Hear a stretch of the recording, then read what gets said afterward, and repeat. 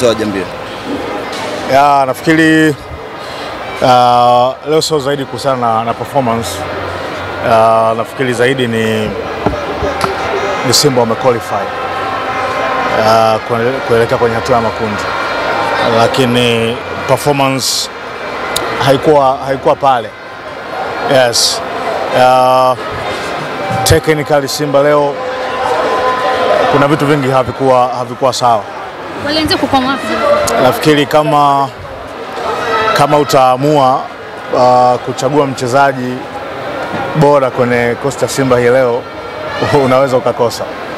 Yes, kwa hiyo kulikuwa na pasi nyingi sana zinapotea, na kidogo kipindi cha kwanza unaweza sasa kuona kama timu ilikuwa inakosa idea. Nafikiri mwalimu alianza na namba 9 wa uongo, alianza na Joshua Mutale. Timu kidogo ilikuwa inapata shida kwenye namna ya kutoka na kupata mtu ambaye timu inaweza ikacheza naye mbele. Imestruggle hapo, lakini no second half mwalimu kabadilisha, amemuingiza Soa, amemuingiza Mutale. Kiasi timu imebadilika. Sio unachokiona ni kama mwalimu anajaribu vitu tofauti. Nikifanya hivi inaweza ikawa hivi, nikifanya hivi inaweza ikawa hivi. Ni mwalimu mpya, umeelewa? Lakini nafikiri performance ya leo ina influence kubwa sana na matokeo ya mechi ya kwanza, kwamba timu imeshashinda 3-0. Kwa hiyo ni kama kwa nini tujitoe kiasi hicho na kati kuna uhakika wa kuweza qualify. Kwa hiyo nafikiri mechi zaidi ilikuwa kwenye mazingira hayo. Kwa namna ambavyo umezungumzia aina ya mwalimu anapojaribu kutengeneza kikosi, tunaweza kusema pengine labda ni kutokana na aina ya mchezo ambao yule mmoja kucheza anaendelea kutengeneza kikosi kama hivi. Mwalimu anajaribu vitu tofauti, anajaribu muundo tofauti, anajaribu wachezaji tofauti. Ni vitu vyote viwili vinaenda kwa pamoja. Mwalimu anajaribu kufahamu kila mchezaji mmoja anaweza kuleta nini kwenye kikosi.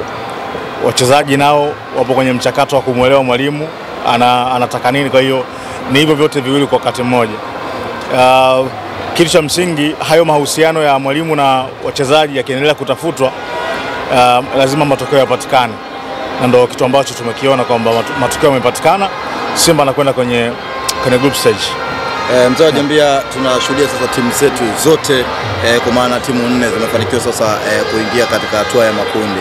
Hii inatoa ishara gani kwa soka la Tanzania, na kitu gani ambacho wewe unaweza kusema mara baada ya timu zetu kufanikiwa kutinga katika hatua ya makundi kwa upande wa shirikisho, lakini na ligi ya mabingwa?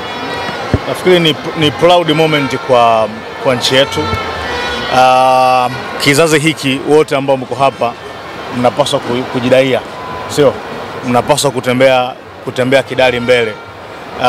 Kuna wazee wetu ambao walikuwa huko siku za nyuma, jambo ambalo limetokea la timu 4 kwenda kwenye hatua ya makundi hawajawahi kuona, sio?